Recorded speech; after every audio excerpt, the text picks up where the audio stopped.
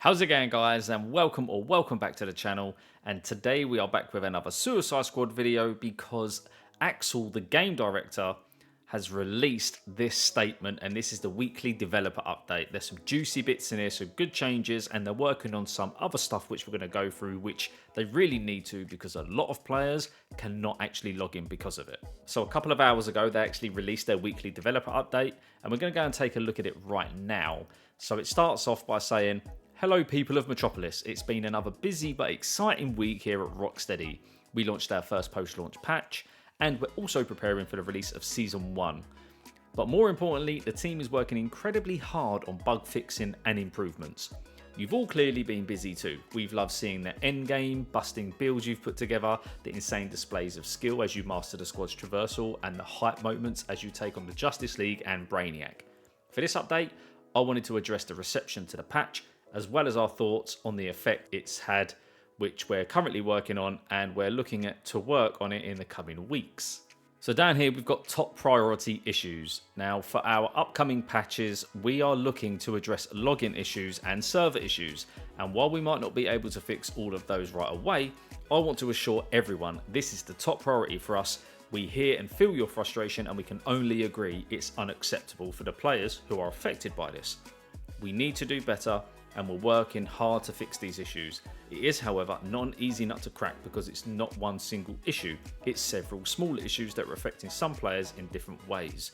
We can only ask that you remain patient and keep giving more information through customer support to help us address the issues. I'm glad he's explained it like that because I'm sure this stuff is really complicated, especially when you've got multiple small issues as well.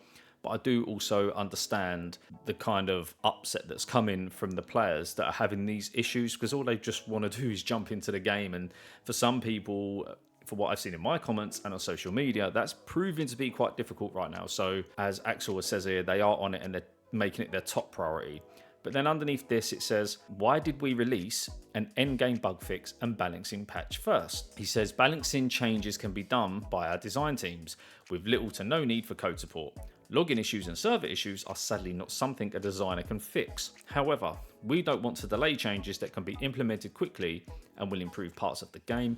So while we understand that you might wonder and be frustrated around priorities, keep in mind that we have different teams working on different issues in parallel.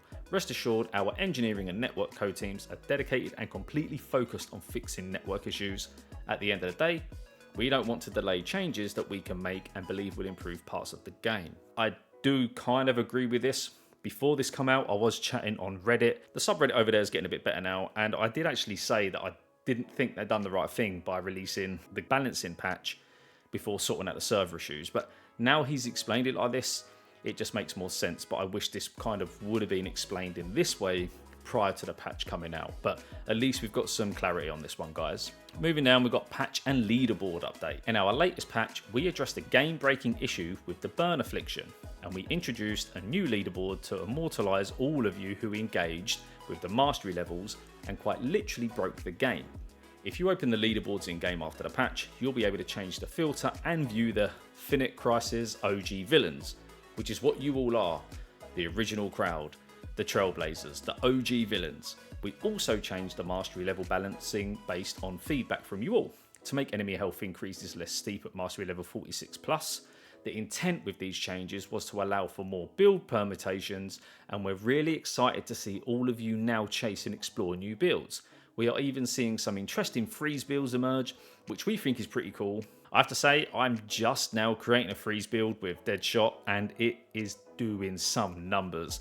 I'm actually finding the higher mastery levels quite easy with it. I'm probably going to do a video on that further down the line as well, guys. Anyway, one of the other changes we made in the patch was to both increase the damage that enemies deal at mastery level 46+ 8-bit, and to reduce the damage reduction on Heatwave's Molten Skin and the Turtle Shell from 100% to 90%. We've seen that this was met with somewhat mixed feelings, given that enemies at this level were pretty threatening already. However, our intention here is to keep both these items as very powerful damage reduction tools, but to ensure players still have to master traversal to steer clear of danger on the higher mastery levels. We also hope that this will make players consider more ways of reducing enemy damage further when making endgame builds, both with talents and with augments on gear. There are some pretty powerful combinations in there that might be obvious at first glance, but can create synergies. When we pair these changes with the decreasing rate at which enemies gain health throughout the mastery levels, our intent is that this will lead to a combat experience at higher mastery levels that is a bit more frantic and fast paced, where mastery of traversal, combat mechanics and your builds become crucial if you want to keep pushing. Then he goes on under the header, what's next? The highest priority within the code teams at the moment is to first and foremost address the issues some of our players are having around logging in servers. While that is happening, we want to share what else is in the works already and what we've got cooking for upcoming patches. Once again, I really do hope they get these login and server issues sorted. I know that when I go with my clan, servers can be a little bit iffy. It's a bit touch and go sometimes, but they're working on it, and all we can do is just sort of like be patient with them right now. There's not much more we can do. Changes to the Promethean game loop. We're seeing an imbalance where players need to play too many Metropolis missions to get Promethean for incursion missions, killing time, or the Mayhem mission.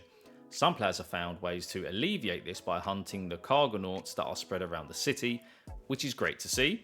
However, the Metropolis mission remains a concern for us as we hear you that this loop could be more interesting, and in particular that it doesn't feel like you're engaging with the open world as much as you would like. We want you to feel like you're exploring Metropolis and that there are reasons to engage with the open world beyond just traversing between missions. That's why we're planning on doing a pretty big and fundamental change to this loop.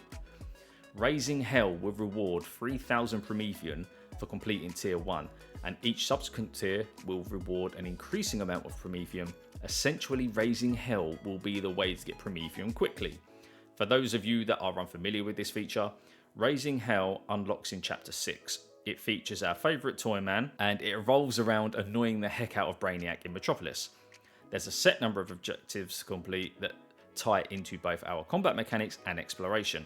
And once completed, you face off against one of Brainiac's hit squads. We're also planning on giving these hit squads a bump so they drop better loot rewards. We hope that this change will mean that you all get to explore and engage with Metropolis in new ways.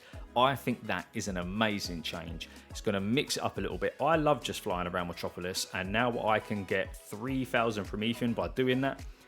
That's even better. It's really good. Just mixing it up a little bit. This is what they need to do. Mix the content up a little bit, and this is a good step. Then we have Mutator balancing, boom, and affliction immunity. We've noted feedback from a lot of our players that certain mutators are frustrating to play with and that they limit the option available to you in combat. The culprits are boom and, to a lesser extent, affliction immunity. I wanted to talk a little about the role of mutators in the endgame overall before I address these specific ones. Mutators are supposed to act as playstyle changes, points in the mastery levels where you need to reevaluate your build, which is why they're mostly made to synergize with certain builds or afflictions. Having said that, we appreciate that boom might be restricting the way you can play, especially when playing Harley and King Shark. We are therefore considering excluding Suicide Strike and Shield Harvesting from triggering boom, so that you can still use all your abilities, but will still have to consider your positioning carefully when taking on enemies with your other attacks. We are also considering modifying affliction immunity so that the effect will be removed from enemies whenever they take damage, rather than just on critical hits. The hope with these changes is that high mastery level combat will still require strategic play and positioning, but will open up the build and playstyle possibilities further. We'd love to hear your thoughts on these changes before they go live, so please let us know what you think. So if you haven't already, go over to their Discord. They're starting to be more active on Twitter now, which is really great to see. I don't know if they go in Reddit, I'm not too sure. But also drop a comment down below, let us know. Then underneath we've got lower tiered legendary items. Our intention with legendary gear was that it would be a viable part of endgame builds, and in some cases even be cornerstone items in a build, and in other cases be complementary items to notorious or infamy set gear. We are seeing several powerful legendary items get a lot of mileage at higher mastery levels, which is fantastic. However, we also think there is room for some of the lesser used legendary items to find a home with more experimentation. Some of these lower tier legendary items are not really being used in the endgame builds, as they simply don't seem to be able to keep up with the raw stats that other legendary, notorious and infamy set items have. We're taking a careful look at this, but before we action anything, we would really love to hear if you have discovered a legendary item that you think would be a great in a build, but that you're just not using due to it falling behind in terms of damage output, or due to it being too situational or too hard to trigger or maintain. Let us know. So again guys, just go and let them know. Don't be dicks about it, and hopefully they'll take the feedback, because they seem to be taking a lot of good feedback right now and trying to implement it, and then we can start seeing things being bumped up a little bit, which is great for a looter shooter, just gives us more choices. And then he signs off by saying, thank you all for the feedback you've been sending our way. We hear you and we see you. We're looking forward to sharing more details around the upcoming release of our first season soon. It's going to be a laugh. See you in the Elseworlds, Axel and the Rocksteady team. I don't know about you guys, but every time I read an update now, I just get more confident. And all these changes coming up are just looking good for the game's future. But guys, that is the end of the video. If you've enjoyed it, hit the thumbs up button. If you haven't already, hit that subscribe button as well for more Suicide Squad Kill the Justice League videos. But anyway, guys, as always, take care and I'll see you on the next video.